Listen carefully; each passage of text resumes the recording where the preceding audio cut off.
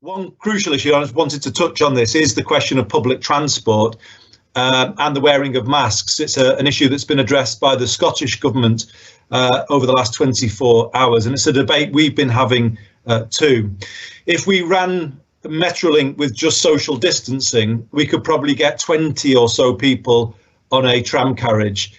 If we were to ask people to wear face masks of a certain standard, that could rise to, let's say, 70, 75 people. So, you know, depending on how we use PPE, it could have a big impact on how we get the public transport system back up to a decent functioning level. Now, no decisions have been taken, but I'm mentioning this because I think we need to have the debate with people. You know, do people feel that's the right way to go? And if so, we need to obviously begin to understand what the implications of doing that are. One of them would be being able to source much greater levels of PPE on an ongoing basis. And commitment I would make is, if we are going to go down that route, we would want suppliers across Greater Manchester to have the opportunity to supply that PPE that will keep our public transport running with high degrees of trust, but also they then could be supplied to other businesses who might feel that PPE might need to be incorporated